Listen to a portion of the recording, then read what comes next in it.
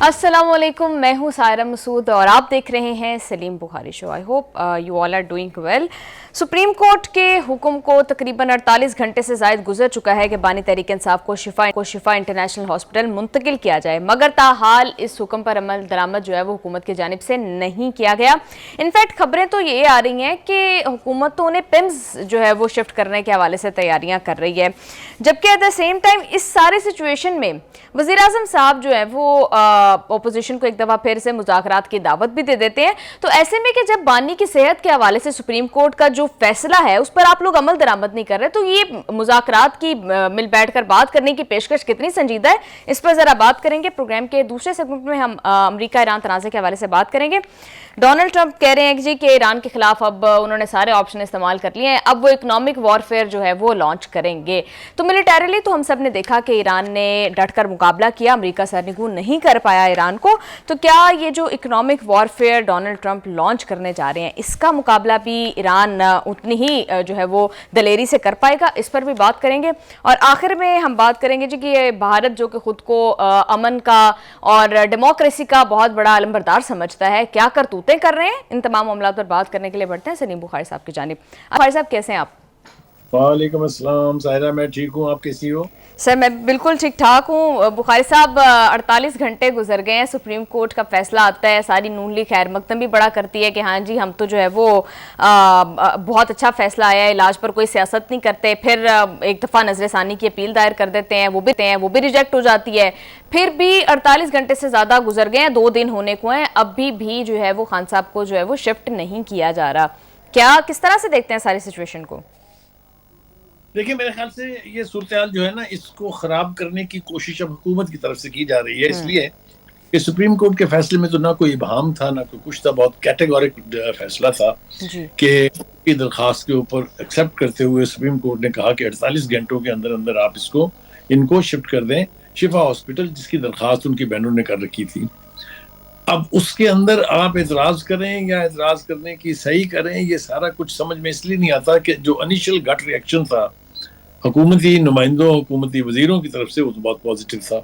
अगर आपको याद हो, तलाल चौधरी ने भी कहा, राना सनाउल्लाह ने भी कहा, एक आधी आवाज वॉइस ऑफ डिसेंट जो नासिर भट्ट थे, जिनका मतलब जो कोई इतने बड़े स्टॉलवर्ट लीडर अभी नहीं है, उनकी तरफ से हमें सुनने को मिला। लेकिन तासुर ये था और उम्मीद भी ये थी कि इस फैसले पर अमल दरामद करके एक गुडविल जो जनरेट हुई है उसे कायम रखने की कोशिश की जाएगी। लेकिन मुझे हैरत है कि पहला इकदाम तो उन्होंने ये किया कि इसके खिलाफ नसरसानी की दरखास्त जो है वो दायर कर दी, जो इतराज़ात वापस की गई। और अब सलमान अकरम राजा की बात का अगर आप यकीन करें तो वो कहते हैं कि ये हुकूमत ने दरखास्त वापस ले ली। चलिए जनाब, ये तो एक तरफ हो गया। दूसरी तरफ से हम देखते हैं कि जो तहरीक इंसाफ है उन्होंने एक तौहीन अदालत की दरखास्त भी तैयार कर ली है, और 48 घंटे का वक्त जब गुजर जाएगा तो उसके बाद वो सुप्रीम कोर्ट में तौहीन अदालत की दरखास्त जो है वो दायर कर देंगे। क्या सूरत हाल उसके बाद बनेगी वो तो फिर बाद में देखी जाएगी। जो एतराज लगाया गया था ये हुकूमती दरखास्त को वापस करने के लिए, वो ये था कि जी पेपर वर्क मुकम्मल नहीं था। हाँ जी, वो उन्होंने बुखारी साहब दोबारा पेपर वर्क जो भी मुकम्मल नहीं था उन्होंने करके वो वापस दायर कर दिया दरख्वास्त। तो यानी नून लीग तो जो है वो तो काफी स्ट्रिक्ट दिखाई दे रही है। बुखारी साहब वो तो इस मूड में नहीं लग रहे हैं कि खान साहब को शिफा इंटरनेशनल मुंतकिल करें।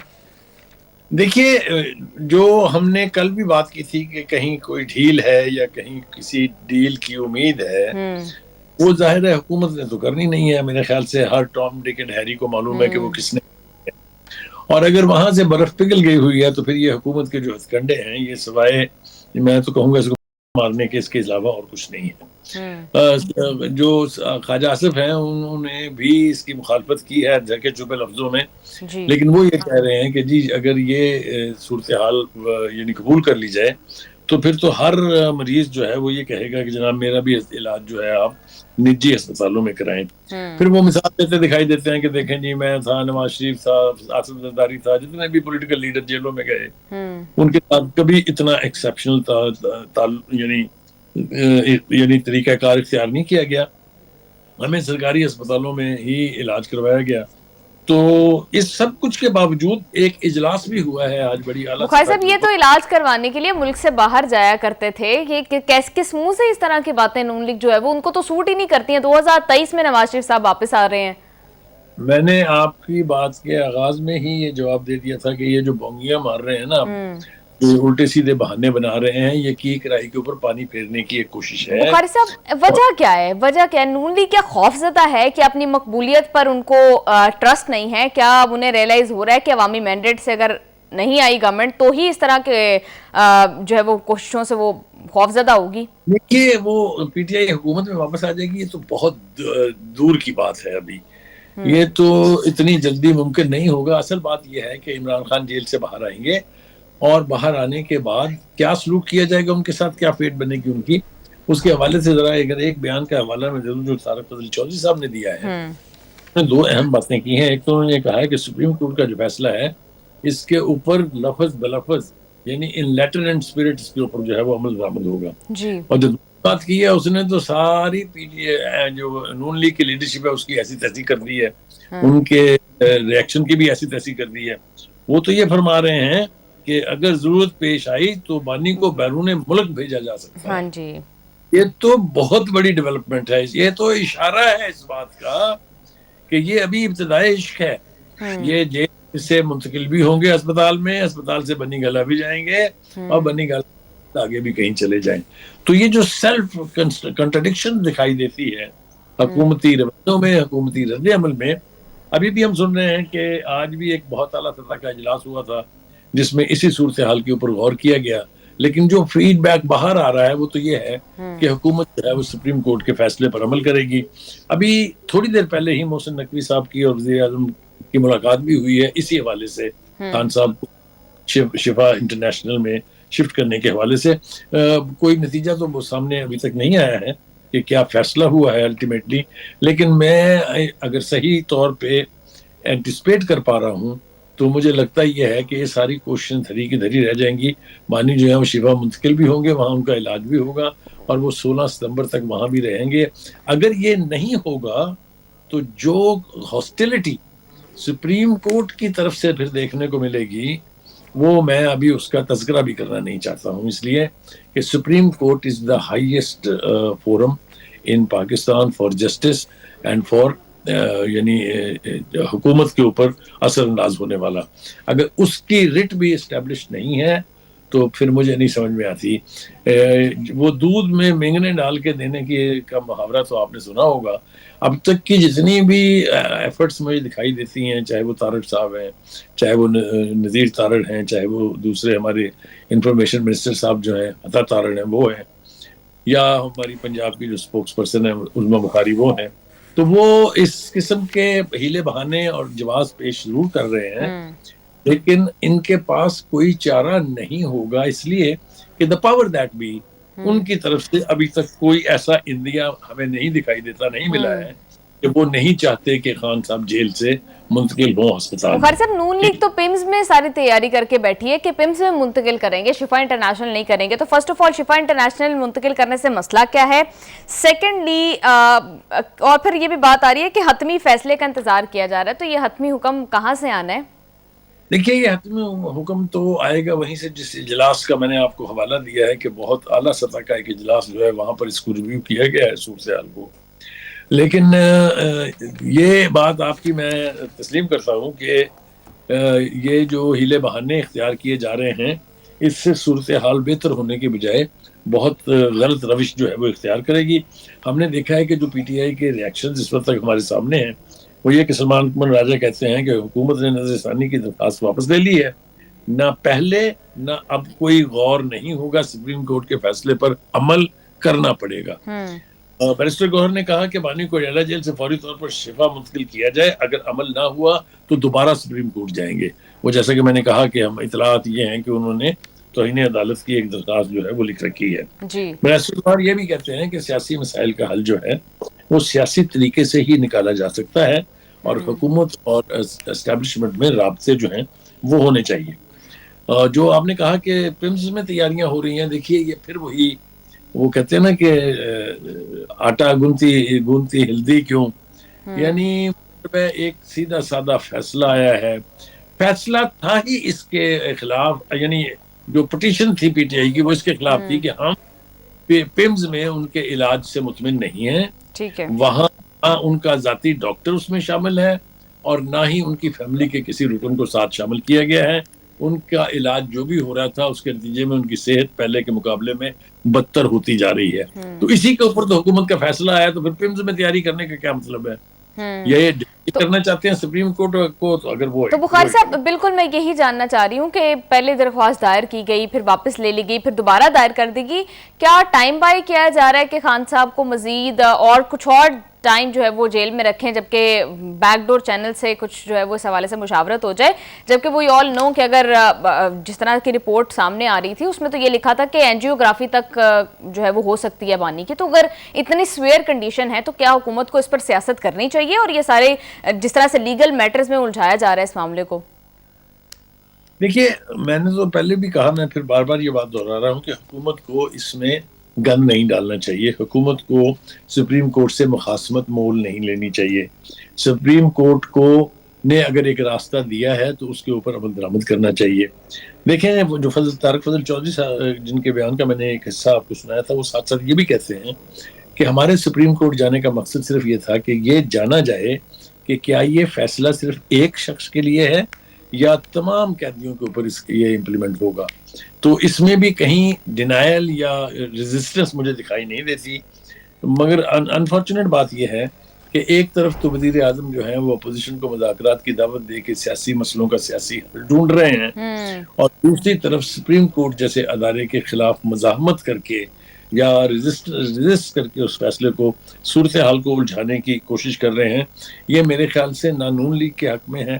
ہم نے دیکھا کہ پیپلز پارٹی کا رویہ اور ریاکشن جو ہے وہ بہت محتاط اور بہت ہی, یعنی جس کو آپ یہ کہیں کہ حالات کے مطابق ہے. بالکل ٹھیک, پروگرام میں شامل کرتے ہیں ایک بریک, ساتھ رہیے گا.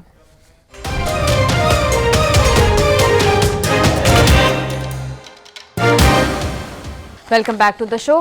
بخاری صاحب, وزیر اعظم کیا کہہ رہے ہیں, وہ ذرا کس طرح سے اپوزیشن کو دعوت جو دے رہے ہیں, مین وائل ان کی پارٹی جو مخالفت بھی کر رہی ہے, کچھ لوگ خواجہ آصف صاحب جیسے جو بانی کو منتقل کرنے کے حوالے سے مخالفت کر رہے ہیں, مگر وزیر اعظم صاحب کیا دعوت دے رہے ہیں اپوزیشن کو, وہ ذرا دیکھیے.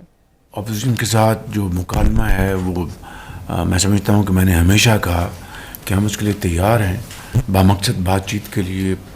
فلور آف دی ہاؤس پہ بھی میں نے کہا, کابینہ میں بھی کہا, آج پھر میں یہ بات دہرانا چاہتا ہوں کہ ایک بامقصد بات چیت کے لیے ہم تیار ہیں, اور اس کے لیے میں پھر اس فورم سے اپوزیشن کو انوائٹ کرتا ہوں کہ وہ آئیں, بیٹھ کے بات کریں, اور جو معاملات ہیں ان کو بات چیت سے طے کریں تاکہ پاکستان کی معاشی ترقی, جمہوریت کو ہم تقویت دے سکیں. مگر تالی دونوں ہاتھوں سے بچتی ہے. اب ان کے اوپر یہ منحصر ہے کہ وہ کتنی جلدی ایک کنسٹرکٹیو ڈائیلاگ کے لیے تیار ہوتے ہیں. بخاری صاحب, وزیر اعظم صاحب کی یہ پیشکش کس حد تک جو ہے وہ سنجیدہ ہے؟ اس پر آنے سے پہلے میرا خیال ہے کہ اس پر بیرسٹر گوہر صاحب نے کیا جواب دیا ہے وزیر اعظم صاحب کو, وہ بھی ذرا شامل کر لیں تو پھر دونوں سائیڈ کا موقف آپ کے سامنے. حکومت کا ہمیشہ سے جو پیشکش ہے وہ مذاکرات کا پیشکش کے حد تک ہونا رہا ہے, اور یہ اچھی بات ہے اگر وزیر اعظم صاحب سٹیپ لے لیں, اور یہ وقت ہے کہ سٹیپ ایسے لیں تاکہ مذاکرات ہو, سیاسی مسائل کا سیاسی حل دو, پاکستان کو ہم اچھے ڈائریکشن میں لے کے جائیں. جی بخاری صاحب, اب آپ کتنا سنجیدہ سمجھتے ہیں جس طرح سے بیرسٹر گوہر صاحب کہہ رہے ہیں کہ پیشکش صرف پیشکش کی حد تک ہی محدود رہی ہے؟ ماضی میں بھی جب اس طرح کی پیشکش ہوتی تھی تو پی ٹی آئی کی جانب سے جواب آتا تھا کہ بانی سے ملاقات کروا دی جائے. اب آلدو ملاقات تو ہو گئی ہے, مگر بانی کو ہسپتال منتقل کرنے کا جو سارا معاملہ ہے اس پر جس طرح سے نون لیگ مخالفت کر رہی ہے, اس کے بعد آپ سمجھتے ہیں کہ مذاکرات کے لیے ماحول سازگار ہے؟ دیکھیے, پہلی بات تو بیرسٹر گوہر کی اس حد تک بالکل ٹھیک ہے کہ مذاکرات کی پیشکش تو پرائم منسٹر نے میرے خیال سے کوئی نصف درجن مرتبہ کی ہے. اسی طرح کی باتیں ہم نے ایاز صادق صاحب جو ہیں, جو نیشنل اسمبلی کے اسپیکر ہیں, ان کی خیر صرف میں نہیں کہوں گا کہ صرف پیشکش تھی, انہوں نے تو ایک دفعہ باقاعدہ مذاکرات کا آغاز بھی کروا دیا تھا. لیکن صرف پیشکش کرنے سے کچھ نہیں ہوگا. میرا خیال یہ ہے کہ حکومت اگر یہ فیصلہ کر لے کہ اس نے اپوزیشن کو انگیج کرنا ہے تو بہت سارے راستے ہیں. دیکھیے, ایک تو جو جوائنٹ اپوزیشن ہے اس وقت, جو جس کی قیادت جو ہے وہ چیزیں کر رہے ہیں, اور دوسری طرف دیکھتے ہیں ہم مولانا فضل الرحمان صاحب جو ہیں وہ اس پوری صورتحال کے اوپر ایک موقف اختیار کیے ہوئے ہیں. اگر حکومت پی ٹی آئی کے نمائندوں کے ساتھ براہ راست نہیں بھی بیٹھنا چاہتی, جو کہ میں نہیں مانتا ہے, تو انہیں ان کو انگیج کر لینا چاہیے تاکہ اجے صاحب اور مولانا فضل الرحمان کو کوئی یا راجہ ناصر عباس کے ذریعے کوئی صورتحال کوئی موڑ اختیار کرے، کوئی رخ اختیار کرے جو کہ ہوتا وہ مجھے دکھائی نہیں دے رہا. بالکل بخاری صاحب، کافی دیر سے یہ ساری سچویشن جو تھی کہ جمود کا شکار تھے، ایک پولیٹیکل ڈیڈ لاک ایگزسٹ کر رہا تھا. اچانک سے پی ٹی آئی اتنی ریلیونٹ ہو گئی ہے. ابھی 2-3 دن پہلے جو ہے وہ پی ایم ایل این کا وفد ملا، پھر کل بھی پیپلز پارٹی کے ساتھ پی ایم ایل این کا وفد پی ٹی آئی سے ملا، پھر آج وزیر اعظم اتنے بڑے فورم پر بیٹھ کر خود دعوت دے رہے ہیں. تو یہ کیا جو نون لیگ اتنی خوفزدہ ہے دکھائی دے رہی ہے، یہ خوف کی ہی علامت ہے کہ اتنی زیادہ کانسٹنٹ جو ہے وہ پی ٹی آئی کے ساتھ رابطے کیے جا رہے ہیں؟ دیکھیے وہ خوف کی جو بات ہے وہ میں اب اس لیے نہیں مانتا ہوں، میں رول آؤٹ نہیں کر رہا ہوں جو بات آپ کہہ رہی ہیں، لیکن خوف تھا شروع میں جب تازہ بانی جو ہے جیل میں گئے تھے اور پوری کی پوری پی ٹی آئی جو ہے وہ ایکٹیویٹڈ تھی اور بے پناہ اسٹرانگ احتجاج کیے جا رہے تھے. اب تو سب کچھ فزل آؤٹ ہو گیا ہے، اب اس طرح کی کمپلشن یا پریشر حکومت کے اوپر نہیں ہے. تو یہ میں گوہر کی اس بات سے ویسٹ گوہر کی بات سے میں متفق ہوں کہ اگر آپ واقعتاً چاہتے ہیں کہ سیاسی باتوں کا سیاسی حل نکلے تو پھر انگیج کرنے کی پہل جو ہے وہ حکومت کو کرنی پڑے گی. میرے خیال سے پرائم منسٹر صاحب صرف یہ پیشکش کرنے کی بجائے ایک ڈیٹ دے دیں یا ایک ڈیڈ لائن دے دیں کہ جناب آئندہ ہفتے یا آئندہ 15 دن کے بعد یا آئندہ مہینے ہم آپ کے ساتھ بیٹھ کے سارے مسئلوں کو حل کرنے کے لیے تیار ہیں. تو پھر بات جو ہے وہ سنجیدہ حلقوں میں یعنی سنجیدہ لیول کے اوپر چلی جاتی ہے. دوسری طرف ہم دیکھتے ہیں ایک اور بات جس نے مجھے پریشان کر رکھا ہے صبح سے، وہ ہے سابق وزیر یعنی وزیر کیا کہتے ہیں انفارمیشن منسٹر جی وہ محمد علی درانی صاحب، انہوں نے بات کیا کہ تو سارے کا سارا بھانڈا ہی پھوڑ دیا ہے. وہ یہ کہتے ہیں کہ حکومت کو یلو کارڈ دکھا دیا گیا ہے اور اب ریڈ کارڈ کا انتظار کرنا چاہیے. یہ بڑی خوفناک بات ہے. یہ میں اس لیے خوفناک بات کہہ رہا ہوں کہ محمد علی درانی جو ہیں، جو لوگ ان کو جانتے ہیں، ان کے اسٹیبلشمنٹ کے ساتھ پرویز مشرف کے دور میں بہت قریبی، اسی لیے وہ ان کے وزیر اطلاعات تھے، تعلق تھے، اور انہوں نے اپنا وہ تعلق ٹوٹنے نہیں دیا ہے. ٹھیک ہے. تو ان کی بات میں میرے نزدیک بہت وزن ہے. وہ کیا کہہ رہے ہیں؟ وہ یہ کہہ رہے ہیں کہ پی ٹی آئی کی سیٹلمنٹ میں، یعنی سیٹلمنٹ لفظ غور کیجئے، وہ کیا کہہ رہے ہیں کہ بانی کے اڈیالہ جیل سے شفا انٹرنیشنل منتقل ہونے کے فیصلے میں ان کا کردار ہے.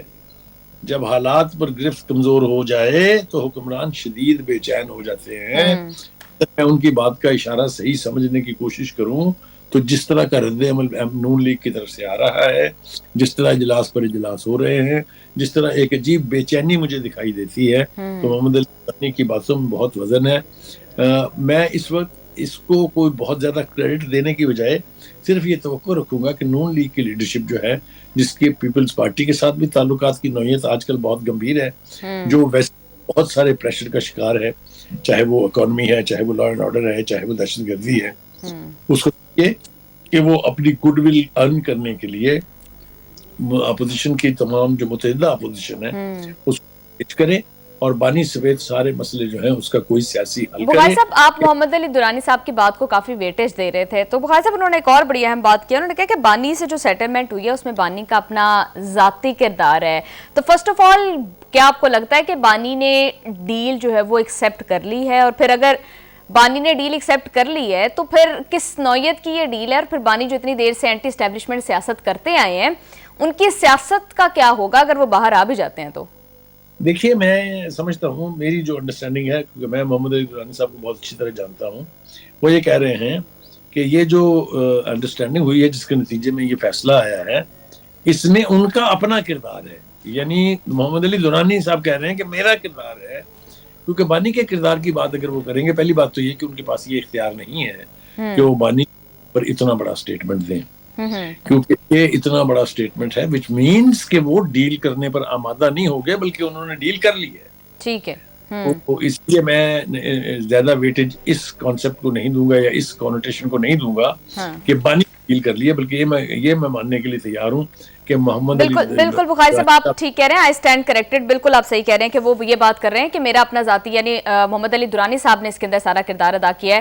تو بخاری صاحب پھر آپ سمجھتے ہیں کہ اگر انہوں نے ذاتی کردار ادا کیا اور وہ فرسٹ ہینڈ انفارمیشن شیئر کر رہے ہیں، وہ یہ کہہ رہے ہیں کہ ریڈ کارڈ کا انتظار کرنا چاہیے، تو پھر واقعی بات قیاس آرائیوں سے آگے نکل چکی ہے. نون لیگ کی حکومت کو سخت خطرہ لاحق ہے. وہ ٹک ٹاک والی بلاول بھٹو زرداری صاحب کی بات درست ثابت ہو رہی ہے. تھوڑی سی امینڈمنٹ کے ساتھ میں کہوں گا کہ بات نکلی ہے تو اب دور تلک جائے گی. ہاں جی تھوڑی امپرومنٹ ہے شعر میں، لیکن آپ سمجھ گئی ہوں کہ میں کیا کہنا چاہ رہا ہوں. میرا خیال یہ ہے کہ وہ جو برف پگھلنے کا وہ جو ڈیل یا ڈھیل، ایک اس قسم کی باتیں ہو رہی ہیں، اس کے پس منظر میں کچھ نہ کچھ ضرور ہے. یہ ہوا میں نہیں ہے، کچھ نہ کچھ تعلق اس کا زمینی حقائق سے بھی ہے. جی بخاری صاحب، کل بلاول بھٹو زرداری صاحب بھی ویسے بات کر رہے تھے، وہ بھی کہہ رہے تھے کہ دال میں اب کچھ کالا دکھائی دے رہا ہے، تو وہ ایسی بات کیوں کر رہے تھے؟ اور پھر ہوا کا رخ دیکھتے ہی آپ پاکستان پیپلز پارٹی کے رویے میں بھی تبدیلی دیکھ رہے ہیں، کس طرح سے دوریاں اختیار کی جا رہی ہیں اور قربتیں بڑھائی جا رہی ہیں؟ دیکھیں، یہ تو ہوتا ہے، سیاست اسی کا نام ہے، اسی لیے کہتے ہیں کہ سیاست از اے ڈرٹی گیم. مطلب جہاں تک اس کی روسو کی انٹرپریٹیشن کا تعلق ہے، وہ تو یہ ہے کہ it's a game of give and take, it's a game of this. تو وہاں تک تو ٹھیک ہے، لیکن یہ جو اگلی بات ہے، جو اگلے حوالے آپ دینا چاہ رہی ہیں یا مجھ سے دلوانا چاہ رہی ہیں، اس طرف میں نہیں جاؤں گا. میرا خیال یہ کہ اس وقت تقاضا وقت کا یہ ہے کہ حکومت ہوش کے ناخن لے.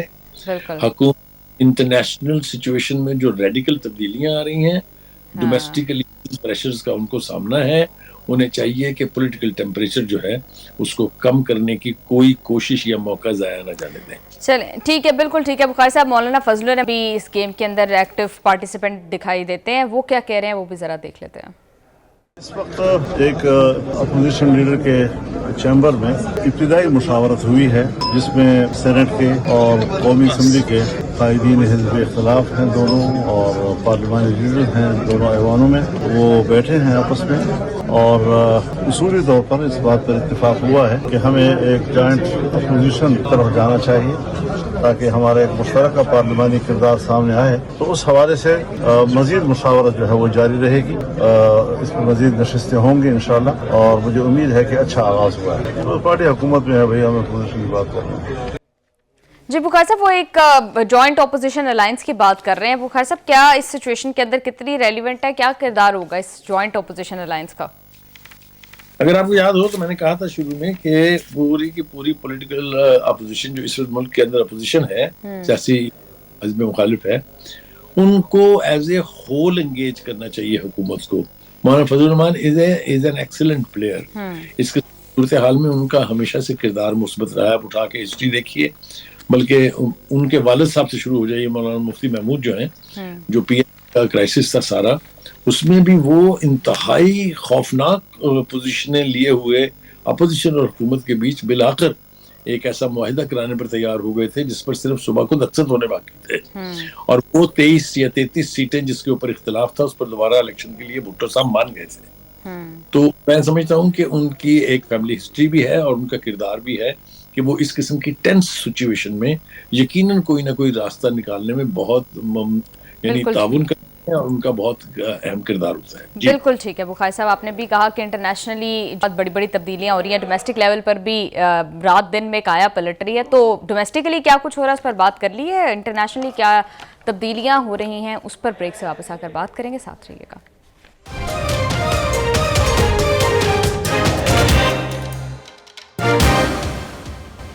ویلکم بیک ٹو دا شو. بخاری صاحب، امریکہ نے تمام تر ہتھیار جو ہے وہ ایران کے خلاف استعمال کر کے دیکھ لیے، ملیٹریلی بھی انہوں نے تمام تر کوششیں کر لی، نیول بلاکیڈ کر لیا. اب وہ ایک نئی اکنامک وارفیئر کی طرف جو ہے وہ جانے کا ارادہ رکھتے ہیں. اس کا نتیجہ بھی کیا ماضی میں جو ٹیکٹکس امریکہ استعمال کرتا رہا اسی کی طرح کا ہوگا؟ دیکھیے، جو جواری ہوتا ہے نا، وہ جب بازی ہار جاتا ہے تو پھر وہ ایک اور کوشش کرتا ہے آخری باری کہہ کے، پھر وہ ہار جاتا ہے، پھر وہ آخری باری کہہ کے کوشش کرتا ہے کہ سارا کچھ میں ریکور کر لوں، اور بالآخر ہاتھ جھاڑ کے تو وہ وہاں سے لٹا پٹا جو ہے واپس ہو جاتا ہے. یہی حال مجھے لگتا ہے کہ جو رویہ میں دیکھ رہا ہوں ٹرمپ کا، وہ بالکل اس یعنی ہارے ہوئے جواری کی طرح سے ہے، جو ہر بار ایک نیا داؤ لگانے کے چکر میں ایک نئی دھمکی دے دیتے ہیں. اور یہ دھمکیاں جو ہیں، یہ اب تک ان کا اثر ایران کی لیڈرشپ کے اوپر یا جو وہاں گراؤنڈ سچویشن ہے اس کے اوپر تو اس کا کوئی اثر پڑا نہیں ہے. دیکھیے، دو باتیں ہیں. ایک تو ٹرمپ کی جو آخری دھمکی ہے کہ ایران نے واشنگٹن کے ساتھ معاہدہ کرنے کا ایک موقع جو ہے کھو دیا ہے، میں سمجھتا ہوں یہ الٹ ہے. یہ موقع جو ہے ٹرمپ نے کھویا ہے، اس لیے کہ 14 نکاتی جو اسلام آباد مفاہمتی یادداشت تھی، اس نے تو پورا پریمیسز طے کر دیا تھا, اس میں تو کوئی الجھاؤ تھا نہیں, اس میں تو کوئی ابہام نہیں تھا. لیکن وہ اس جواری کا جو رویہ ہے, اس کے رویے نے, اور نیتن یاہو جو ہے اس کی جو صہیونی مائنڈ سیٹ ہے, اس نے اس کے اوپر عمل ہی نہیں ہونے دیا. اس نے پورے اس عرصے میں لبنان کے اوپر بمباری نہیں روکی ہے, اور آج تک وہ جاری ہے. اب اس نے شام کے ساتھ بھی پنگا شروع کر دیا ہے, وہاں بھی اس نے بہت ساری وائلیشنز کی ہیں. تو کہنے کا مطلب یہ ہے کہ یہ ان تمام کوششوں کو ناکام کرنے کی ذمہ داری جو ہے وہ نیتن یاہو اور ٹرمپ کے کندھوں کے اوپر ہے. اب ایک اور بات جو اس کا اسپیکٹ بہت خوفناک ہے, وہ یہ ہے کہ ٹرمپ نے ایران کی حمایت کرنے والے کسی بھی ملک کو معاشی نتائج کی دھمکی دے دی ہے. اب دو بڑے نام تو میرے ذہن میں فوری طور پہ آگے, ایک چین جو کہ 80% تیل خریدتا ہے ایران سے, وہ ایران ایکسپورٹ کرتا ہے, اور دوسرا پاکستان جس کی ٹریڈ پہلے بھی تھی, اور ابھی تو ہم نے بے پناہ ایم او یو سائن کیا ان کے ساتھ, ہم نے تو بارڈر ایگریمنٹ کیا ان کے ساتھ. تو یہ کیا دھمکی ہے؟ ہم اس لیے یہ ساری کوششیں کر رہے تھے کہ ہمیں دھمکایا جائے, ہمیں دھمکیاں دی جائے. تو یہ بڑی خوفناک صورتحال کی طرف ٹرمپ جو ہے وہ جانا چاہتے ہیں. دوسری بات یہ کہ عراقچی نے بالکل بجا طور پہ جو یہ دھمکی ہے اس کو معاشی دہشت گردی قرار دیا ہے. ان کا یہ ہے کہ امریکی اقتصادی دہشت گردی یہ جو ہے یہ ہمارے لیے یہ خطرہ نہیں ہے, یہ عالمی دنیا کے لیے خطرہ ہے. بالکل ٹھیک ہے. بخاری صاحب 47 سال سے تو امریکہ نے آلریڈی ایران پر اکنامک سینکشنز لگائی ہوئی تھی, اس کے باوجود انہوں نے جس طرح سے اس جنگ میں امریکہ کو شکست دوچار کیا وہ تو پوری دنیا کے سامنے ہے. تو مزید کیا ہی ڈونلڈ ٹرمپ جو ہے وہ کر لیں گے؟ انہوں نے نیول بلاکیڈ بھی کر لیا, ایران کی تجارت آلموسٹ جو ہے وہ ہالٹ پر آ گئی, but still Iran is standing. تو وہ کیا کرنا کیا چاہ رہے ہیں؟ دیکھیے, میں عراقی کے بیان کے اس حصے سے بھی متفق ہوں کہ امریکہ کے ایران کے بارے میں غلط اندازے لگانا ہر بار اپنی غلطیوں پر پردہ ڈالنے کی ایک کوشش ہے, اور بڑی ناکامی کا جو ہے وہ اور گریٹر یعنی فیلئر جو ہے اس کی طرف جو ہے بڑھنے کا راستہ جو ہے اس سے بن جاتا ہے. ایرانین لیڈرشپ کی طرف سے یہ سارے پاگل پن کے جس طرح سے جواب دیے گئے ہیں. غالباف نے کہا کہ امریکہ خطے سے نکلنے کے باوقار راستے کی تلاش میں ہے, کیونکہ خلیجی ریاستوں میں غیر ملکی طاقتوں کی مداخلت کے حوالے سے جو ہے ان کی سوچ میں تیزی سے کمی ہو رہی ہے. وہ نہیں چاہتے کہ کوئی غیر ملکی قوت جو ہے وہ آ کے ان کو تحفظ کی ضمانت دے. لہٰذا وہ جو ہم نے بہت دیر پہلے اپنے پروگرام میں کہا تھا کہ یہ سوچ ابھر رہی ہے وہاں کہ کیوں نہ آپس میں ایسا معاہدہ کر لیا جائے, ایسے کسی ڈیل تک پہنچا جائے کہ ہم ایک دوسرے کے تحفظ کو یقینی بنائیں, اور آپس کی جو مخاصمت ہے یا جو امریکہ کے کہنے کے اوپر ہم ایک دوسرے کے دشمن بنے ہوئے ہیں اس سے نجات کی جائے. بخاری صاحب, آپ نے بڑا امپورٹنٹ پوائنٹ ریز کیا تھا کہ چین کو ڈائریکٹ ہے, یہ ڈائریکٹڈ ہے ٹورڈز چین, جو ڈونلڈ ٹرمپ نے آج ٹویٹ کیا, بیکاز چین 80% تیل جو ہے وہ ایران سے خریدتا ہے. تو بخاری صاحب, امریکہ اور ایران کے درمیان تو پھر ٹریڈ وار اس سارے معاملے کی وجہ سے اور زیادہ ایسکلیٹ ہو سکتی ہے. دیکھیے, اگر یہ ایسکلیٹ ہوتی ہے تو تباہی یک طرفہ نہیں ہے. اگر یہ تیل جو ہے چائنا تک نہیں پہنچتا ہے تو چائنا کے پاس وہ ساری جو قیمتی معدنیات ہیں جس سے امریکہ کی پوری ٹیکنالوجی, پوری صنعت جو ہے جس کے اوپر اس کا دار و مدار ہے, پھر اس کے اوپر بھی پابندی لگے گی. اگر آپ کو یاد ہو پچھلی دفعہ لگائی تھی نا تو چیخیں نکل آئی تھی جب ٹرمپ صاحب 50% اور 100% اور 110% ٹیرف لگانے کی باتیں کر رہے تھے, تو کون گیا واپس اپنی اس پوزیشن سے؟ چونکہ چائنا نے صرف ایک فیصلہ کیا تھا کہ ہم کو آج کے بعد یہ معدنیات جو ہے یہ ایکسپورٹ کرنا بند کر رہے ہیں. ایک دفعہ پھر سے جو ہے وہ ڈونلڈ ٹرمپ بخاری صاحب اتحادیوں سے اپیل کر رہے ہیں کہ آؤ مل کر ہمارا ساتھ دو, ایران کو آئسولیٹ کرتے ہیں اور شکست سے دوچار کرتے ہیں. تو بخاری صاحب, کیا ڈونلڈ ٹرمپ یہ مان چکے ہیں کہ وہ اتحادیوں کے بغیر ایران کو ڈیفیٹ کرنے میں ناکام ہو چکے ہیں؟ دیکھیے, ملیٹریلی یس, اکنومیکلی اب امریکہ وہ امریکہ نہیں ہے جس کے ساتھ پورا یورپ ایک اتحادی کے طور پہ کھڑا تھا, جس کے ساتھ کینیڈا جیسے ملک جو ہیں وہ ایک اتحادی کے طور پر کھڑے تھے, نیوزی لینڈ کھڑا تھا. یہ سارے ملکوں نے اب اپنے مفاد کو مد نظر رکھتے ہوئے امریکہ کی اندھی تقلید بند کر دی ہے. مجھے نہیں لگتا کہ ٹرمپ کی اس کال کے اوپر ان کو بہت زیادہ پازیٹیو رسپانس ملنے جا رہا ہے, کیونکہ وہ سوکنوں کی طرح سے تانے دے رہے ہیں اپنے اتحادیوں کو, میں نے یہ کیا, ہم نے یہ کیا, تم نے کچھ نہیں کیا, وغیرہ وغیرہ وغیرہ. یہ سب کچھ جو ہے یہ چلتا رہے گا. غالباف نے ایک اور بہت اہم بات کی ہے, اس نے کہا کہ جو صورتحال آج ہم دیکھتے ہیں اس تمام تر کانفلکٹ کے بعد, وہ یہ کہ اسرائیل کا جو توسیعانہ توسیع پسندانہ جو رویہ تھا وہ دم توڑ چکا ہے. اشارہ اس طرف ہے کہ وہ جو گریٹر اسرائیل بنانے کے خواب دیکھے جاتے تھے وہ چکنا چور ہو چکے ہوئے ہیں. دوسری طرف دیکھتے ہیں لیکن بخاری صاحب سوری انٹرپٹ کر رہی ہوں، آگے بڑھنے سے پہلے بخاری صاحب ریئلسٹیکلی سپیکنگ تو اسرائیل کی فوجیں ابھی لبنان کے اندر بھی موجود ہیں، اسرائیل کی فوجیں غزہ کے اندر بھی موجود ہیں، اسرائیل کی فوجیں شام پر بھی حملے کر رہی ہیں. تو اسرائیل تو عمل پیرا ہے اپنے گریٹر اسرائیل کے جو منصوبے پر. راستے میں دیوار تو صرف ایران بن کر کھڑا ہے اور وہ بھی امریکہ توڑنے کے در پہ ہے. بالکل آپ نے ٹھیک کہا، یہ باتیں آپ کی تمام تر درست ہیں، لیکن چونکہ گریٹر کانفلکٹ کو پہلے ایڈریس کیا جا رہا ہے، جو امریکہ اور ایران کے بیچ جنگ کی 60 روزہ جو مفاہمت کی یادداشت تھی اسلام آباد میں سائن ہوئی تھی، وہ وقت گزر گیا ہے اس کا، اور اس کی توسیع نہیں کی گئی ہے، اس کو رینیو نہیں کیا گیا ہے، اور نہ ہی ایران کی طرف سے التجا کی گئی ہے کہ خدا کے لیے ٹرمپ صاحب اس میں توسیع کر دیں. تو یہ پوری جو گراؤنڈ سچویشن ہے اس میں ابھی تو دونوں کے لیے شاید ون ون سچویشن ہے. دوسری طرف پاسداران جو ہیں وہ ہر گزرتے دن کے ساتھ اپنی قوت کا مظاہرہ جو ہے وہ کر رہے ہیں. ان کی لیڈرشپ کا ایک بیان تازہ میرے سامنے ہے کہ نئی جنگ چھیڑی گئی تو ایران پہلے سے زیادہ تباہ کن ہتھیار استعمال کرے گا. ایرانی میزائلوں کے وار ہیڈز پہلے سے زیادہ تباہ کن اور ہوش ربا ہوں گے. آپ مجھے بتائیے یہ کوئی پوزیشن آف ویکنس سے اس طرح کا بیان کوئی دے سکتا ہے؟ تو ایک طرف ایرانی قیادت کی کا رسپانس ہے to this mad man called Trump کہ وہ جس طرح کی درفنتریاں چھوڑتے ہیں اس کا توڑ جو ہے فوری طور پر ہو جاتا ہے. ایک اور ڈیولپمنٹ جو بہت اہم میرے خیال سے مجھے اجازت دیں گی آپ کے اس کے اوپر بات کی جائے، وہ ہے جو عراقچی کا ٹیلی فون ہے field marshal general Asim Munir کو. یہ بات آپ یاد رکھیے اور ہمیں سب کو ذہن نشین رکھنا چاہیے کہ یہ پورا جو ثالثی کا پروسیس ہے اس میں سب سے اہم کریکٹر جو تھا جس کی ٹرمپ نے سنی بھی ہے، جس نے اپنی ٹرمپ کو منوائی بھی ہے، اس کا نام فیلڈ مارشل عاصم منیر ہے.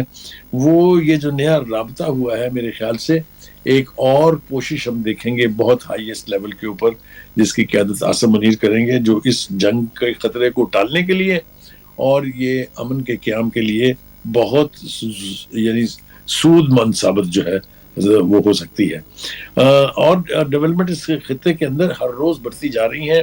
ایران نے عرب امارات کا ٹینکر جو ہے وہ قبضے میں لے لیا اس لیے کہ امارات کے ساتھ جو تعلقات کی نوعیت ہے ایران کی، نہ ہی تو اس میں کمی کرنے کی خواہش ہمیں عرب امارات کی قیادت کی طرف سے دکھائی دیتی ہے، اور نہ ہی ہمیں ایران بچ کر نظر آتا ہے، کیونکہ ایران کی یہ اسٹیٹڈ پوزیشن ہے کہ اگر پر حملہ ہوگا ہم بھی اس کو چھوڑیں گے نہیں. جی بالکل ٹھیک ہے بخاری صاحب. اپنی ماضی کے تمام تر حربے جو امریکہ استعمال کر چکا ہے اسی طرح یہ معاشی دباؤ کی دھمکی پر بھی امریکہ کو منہ کی کھانی پڑے گی. اسی کے ساتھ پروگرام میں شامل کرتے ہیں ایک بریک سے واپس آ کر بھارت کے جس طرح کے ہتھ کنڈے استعمال کر رہا ہے اور جس طرح کے جارحانہ پالیسیز ہیں اس پر بات کریں گے. ساتھ رہیے گا.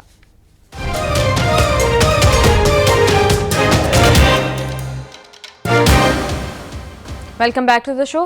بخاری صاحب، بھارت میں جو امریکہ کے سفیر تعینات ہے وہ مقبوضہ جموں کشمیر کے دورے کے دوران وہ جموں کشمیر کو بھارت کا ایک اہم حصہ انہوں نے قرار دیا ہے. تو بخاری صاحب اس بیان کی نوعیت کیا ہے، کتنا سگنیفیکنٹ سمجھتے ہیں آپ اس کو؟ حماقت پر مبنی ہے، احمقانہ بیان ہے، جاہلانہ بیان ہے. اگر امریکہ کا سفیر یہ نہیں جانتا کہ دو متحارب ملکوں کے بیچ سینسٹیو ایشوز کیا ہیں، کیا پوزیشن ہے، انٹرنیشنل فورمز کے اوپر کیا مسئلے ہیں، تو اس کو کس نے سفیر بنایا؟ مجھے پہلے تو اس بات میں بہت حیرت ہے. Any American ambassador or any diplomatic for that matter who is based in India should know that Kashmir is a conflicting point between between Pakistan and India and the United Nations جس کا head office بھی new York میں ہے. وہاں پر resolutions پڑی ہیں 7 دہائیوں سے جو اس علاقے کو متنازع علاقہ قرار دیتی ہیں اور اس کا حل کشمیریوں کی مرضی کے مطابق کرنے کو یقینی بنانے کی بات کرتی ہیں. مجھے اس بات پہ بھی حیرت ہے کہ یہ کیسے سفیر ہیں، کیسے احمق سفیر ہیں جن کو اپنے ملک کی فارن آفس جو ہے اسٹیٹ ڈپارٹمنٹ اس کی پالیسیوں کا نہیں پتا. یہ کنسسٹنٹ سٹانس رہا ہے امریکہ کا کہ Kashmir is a conflict zone. Kashmir کے اوپر ثالثی کی آفر کیا اسی سفیر کے پریزیڈنٹ ٹرمپ نے نہیں کی؟ یہ کیسا تبیر ہے, اس کو میں کیسے بخاری صاحب, جس طرح سے ہمارے دفتر خارجہ کا ریاکشن آیا ہے اس کے اوپر, بالکل آپ ٹھیک کہہ رہے ہیں, اور دفتر خارجہ بھی اسی نوعیت کا بیان جو ہے وہ دے رہا ہے. تو بخاری صاحب, اس کے بعد پاکستان اور امریکہ کے ریلیشنز پر کیا اثر پڑے گا یہ جو بیان سفیر کی جانب سے دیا گیا ہے؟ پہلی بات تو یہ ہے کہ مجھے اس بات کی خوشی ہے کہ بجائے اس کے کہ چھپ چھپا کے کہیں کچھ ان کے کانوں میں کہا جاتا, پاکستان کے فارن آفس نے امریکن جو ایکٹنگ سفیر ہیں نیٹلی بیکر, ان کو بلا کے ڈیمارچ کیا ہے باقاعدہ.